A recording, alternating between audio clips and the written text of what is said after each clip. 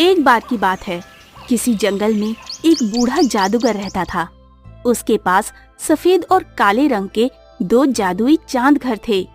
जादूगर हमेशा उन दोनों चांद घर का इस्तेमाल करके गरीबों की मदद किया करता था। फिर कुछ दिन बाद अचानक जादूगर बहुत ज्यादा बीमार पड़ जाता है।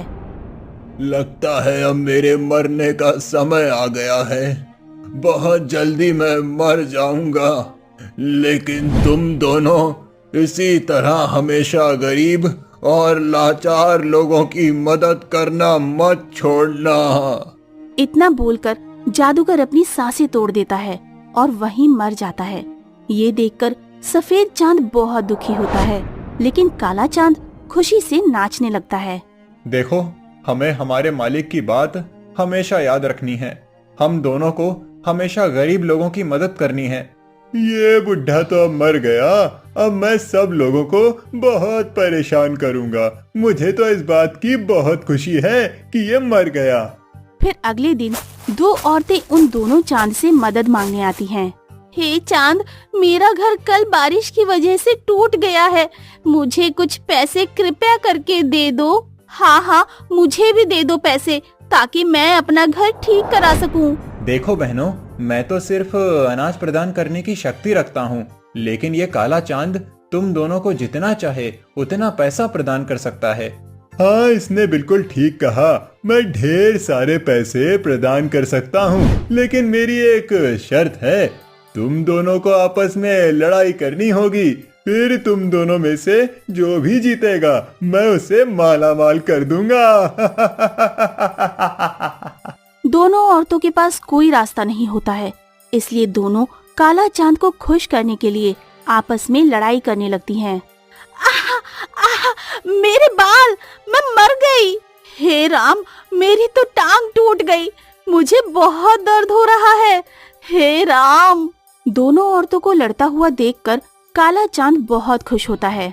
देखो, तुम बहुत गलत कर रहे हो। इन दोनों मासूम औरतों की मुसीबत का फायदा उठा रहे हो। मैं अब बहुत बुरा बन गया हूँ और मुझे दूसरों को परेशान करने में बहुत मजा आता है। तू अपनी बकवास बंद कर सफेद चांद, और मुझे इन दोनों की लड़ाई देखने का आनंद लेने दे।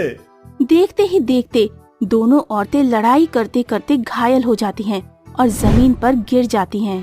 अरे, ये दोनों तो घायल होकर गिर गईं। मुझे लड़ाई देखकर मजा नहीं आया। चलो जाओ अब तुम दोनों यहाँ से, मैं पैसे नहीं दूंगा। काला चांद की बातें सुनकर दोनों औरतों को बहुत दुख होता है और वो रोते हुए वहाँ से जाने लगती हैं। लेकिन तभी सफेद चांद घर उन दोनों औरतों को 2 बोरियां अनाज दे देता है। फिर वे दोनों औरतें सफेद चांद घर का शुक्रिया करके वहाँ से चली जाती हैं। ऐसे ही दिन बीत जाते हैं। फिर कुछ दिन बाद एक बूढ़ा आदमी अपनी जवान लड़की को लेकर वहाँ आता है। हे काले चांद, एक हादसे में मेरी बेटी का पैर टूट गया। अब मैं इसका ऑपरेशन करवाकर इसे पूरी तरह से ठीक करवाना चाहता हूँ, और इसकी शादी तय हो चुकी थी। अब अगर ऑपरेशन नहीं करवाया तो इसकी शादी टूट जाएगी। कृपया करके मुझे कुछ पैसे दे दो। सुन बुड्ढे, अगर तुझे पैसे चाहिए तो तुझे मेरे सामने यहाँ डांस करके दिखाना होगा, तभी मैं तुझे पैसे दूंगा। मजबूरी के कारण बूढ़ा आदमी वहाँ डांस करने लगता है और कुछ देर बाद थककर नीचे गिर जाता है और बेहोश हो जाता है। उठिए पिताजी, क्या हो गया आपको? उठिए। सुन लड़की, तेरे बाप को डांस करना बिल्कुल भी नहीं आता, इसीलिए थक कर गिर गया, और मुझे डांस देखकर मजा भी नहीं आया। अब मैं तुम लोगों को पैसे नहीं दूंगा। चल उठा अपने बाप को और दफा हो जा यहाँ से। तुम बहुत बुरे हो। देखना, तुम्हें तुम्हारे कर्मों की सजा एक दिन जरूर मिलेगी। इसके बाद वो लड़की अपने पिता को उठाकर वहाँ से चली जाती है। ऐसे ही कुछ दिन बीत जाते हैं। फिर ऐसे ही एक दिन पास के गांव में बहुत तेज भूकंप आता है और जिसकी वजह से लोगों के घर टूटकर गिर जाते हैं और गांव भी तहस नहस हो जाता है। फिर उस सभी गांव के लोग दोनों चांद घर के पास मदद मांगने के लिए आते हैं। अरे हमारी मदद करो, भूकंप की वजह से हमारा घर टूट गया है, मदद करो हमारी। देखो, तुम लोगों को ऐसा रोता गिड़गिड़ाता हुआ देख मुझे बहुत मजा आ रहा है। लेकिन मैं तुम लोगों को पैसे नहीं दूंगा, बल्कि तुम लोगों की मजदूरी देकर तुम लोगों पर खूब हंस लूंगा। ऐसा मत करो, हम गरीब लोग हैं और हमारे छोटे छोटे बच्चे भी हैं। जरा इनकी तरफ देखकर कुछ तो दया करो। बेकार की बातें मत कर, मेरा दिमाग मत खराब करो, वरना अच्छा नहीं होगा। ये काला चांद बहुत बुरा है, ये कभी भी किसी की मदद नहीं करता। तुम लोग बेकार में इससे मुंह मत लड़ाओ। देखो, मैं तुम लोगों को पैसे तो नहीं प्रदान कर सकता, लेकिन हाँ, ढेर सारा अनाज जरूर दे सकता हूँ, जिसकी मदद से तुम सब लोगों की भूख शांत हो जाएगी।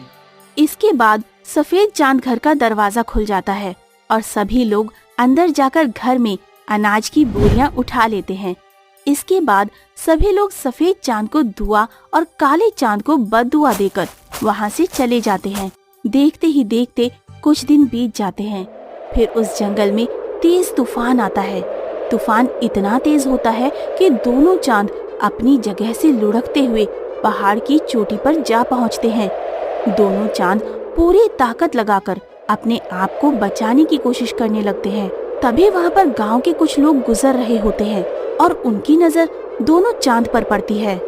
अरे वो देखो, दोनों चांद घर खाई में गिरने वाले हैं, हमें उन्हें बचाना होगा। सभी लोग दौड़ते हुए दोनों चांद घर के पास जाते हैं। देखो, ये सफेद चांद बहुत अच्छा है, ये हमेशा दूसरों की मदद करता है, इसीलिए हम सिर्फ इसे ही बचाएंगे। इसके बाद सभी लोग सफेद चांद पर रस्सी डालते हैं और उसे खींचते हुए पहाड़ की चोटी से दूर ले जाते हैं। अरे, तुम लोगों ने इसे तो बचा लिया है, अब मुझे भी बचाओ, वरना मैं खाई में गिर जाऊंगा। तू बहुत ही बड़ा दुष्ट चांद है, तूने हमेशा लोगों की मजबूरी का फायदा उठाया है, इसीलिए हम तुझे नहीं बचाने वाले। फिर सभी लोग काला चांद को धकेलकर खाई में गिरा देते हैं।